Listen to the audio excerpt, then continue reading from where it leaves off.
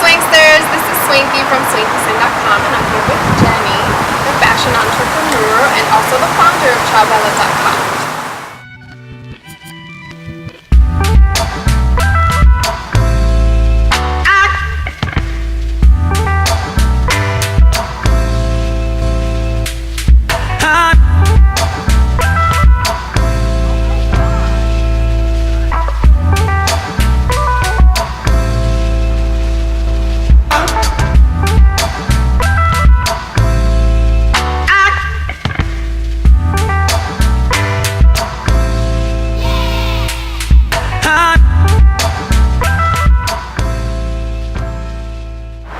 So first I want to start with finding out what is a great business shoe. What do you consider a good professional shoe, since that's something you're very well educated on? Oh, absolutely. So I spent a number of years in the corporate world, and to me, the ideal business shoe is one that covers your toes, because unfortunately in the workplace I don't really think the open toe is necessarily appropriate, although these days I think that line is getting a little bit more blurred.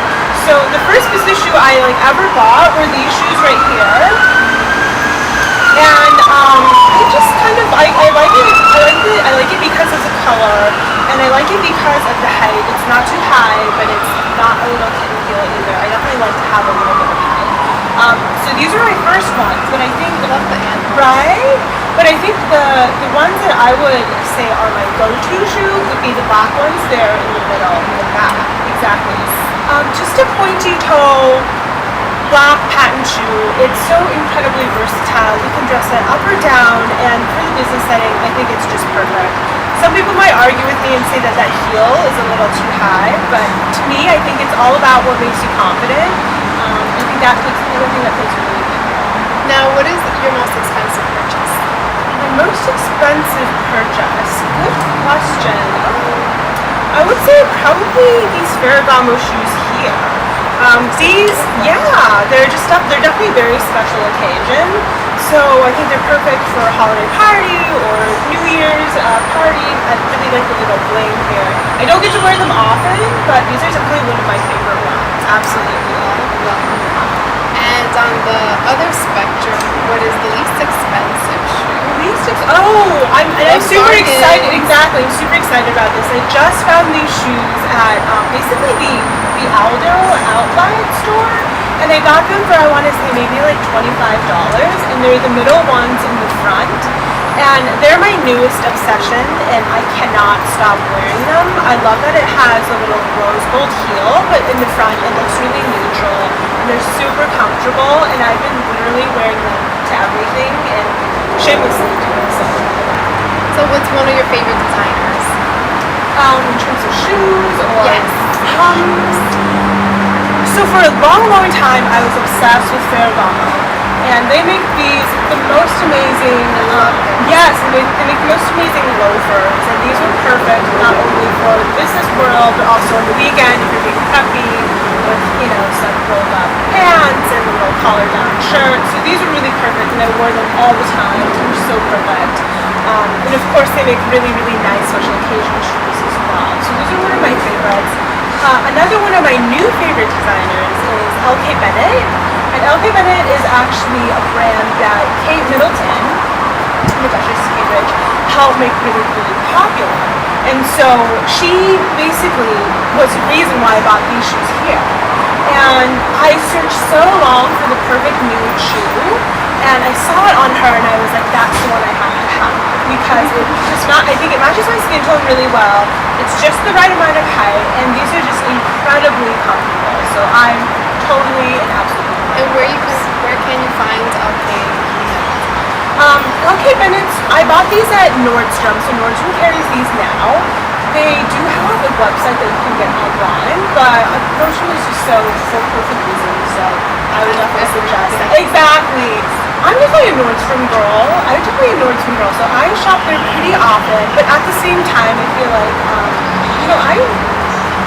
I will buy and shop whatever speaks to me, whether it's a $25 shoe from Aldo or something much more expensive. But I would say definitely, I really, really love Nordstrom. I just got, these were my most recent purchase from Nordstrom. Yeah, these are little Marc Jacobs shoes. Yes, I and love their whole line. exactly, of the little animals. These are the little mouse shoes, and I wore these in New York because it's perfect. It's like a little update of the ballet flat. So. And it has little studs. Exactly. To make it edgy. Exactly. So those are one of my current favorites too. Interesting. So tell me about these shoes. So those are Tory Burch. Love Tory Burch. And I got them on sale from like Nordstrom or something like that. But I just really love the color.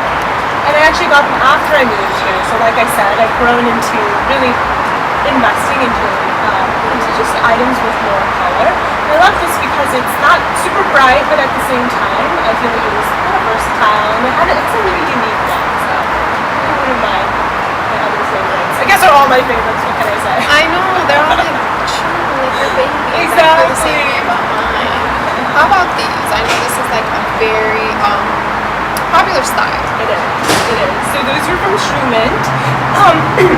Excuse me. And yeah, I love them. I feel like those are my only pair of white shoes that I have. White other shoes than are hard to find. exactly. Like Other than my other pair, which are on the end. And those I wore once for my wedding. And those are Badgley Mishkas. And I wore them, and of course I can't rewear them because they just don't look right with anything other than a wedding dress. So Okay. And how do you feel? You're not that big on height, but I do see you have some height. How do you feel about being taller than man? you know, when I have heels on, I'm taller than my husband, but I feel like we should rock it. There's no reason why we shouldn't. It's not my fault that I'm tall and beautiful. And I don't mean that in a narcissistic way, but I think we should just own it. And I feel confident and I feel fine. And if somebody else has a problem, usually other people are telling me like, oh, you don't want to be in heels, but that's really not my problem. I just need to go with whatever makes me feel good about myself and confident and beautiful. That's awesome. That's great advice. Exactly. And do you have any shoe horror stories? I usually call them on Swanky mishaps. I think we all have a kind of shoe call it horror stories. So in college, of course, we're all a little bit broke. We're a lot of it broke. And I remember, obviously, you wouldn't invest quite as much into shoes, so I had a pair of flip-flops. And I was walking from my class back to my dorm, and it was pouring rain because it was in the spring in Boston, and the straps just like totally came off. And it was like the most embarrassing thing ever because I literally had to walk without a shoe for like 10 minutes. And flip-flops, that's the worst. Exactly, in the rain. It was so horrifying. And so I'm not a huge fan of flip-flops. I have one pair that I wear sometimes, just kind of around the house and casually, but since then, that's really turned me off. Yeah, every swanky mishap leads to trauma. Exactly. It scars you for life, so it's hard to go back. And what are some of your shoe do's and don'ts? Shoe do's and don'ts. Shoe do's, definitely take care of your shoes. I think that's really, really important. Just like you need to take care of your skin and your body, and your accessories. I think your clothing. I think your shoes definitely they deserve attention. My mother-in-law is really good about kind of wiping things down afterwards, especially if there's mud or a little bit of grime. I think that's really important to keeping things looking nice over time, especially if you have invested collections. I think that's something you should do. A shoe don't would be buying anything that is not the right size for you. And for some reason, girls still have not everybody of course, but some girls still haven't gotten the importance of that. And they see girls with high heels, and they're probably at least a half size or a full size too big. Or, the other thing, they're too tall. And it just looks so awkward. The shoe's too big or it's too tall and you can't walk in it. A lot of don'ts. I think it's an absolute don't because it just looks so unflattering. Yeah, and it makes you uncomfortable. Exactly, and why would you ever want that? My crime is getting them too small now on sale. As long as you can walk, I'm okay with that. But too big, then you get like kind of flopping in and out. That's a little hard to stop. Jenny, thank you so much for taking the time. Thank you so much for having me. This was so much fun. Yes. And tell our Swinksters where they can check you out. Absolutely. Please follow me on my blog at chowbella.com.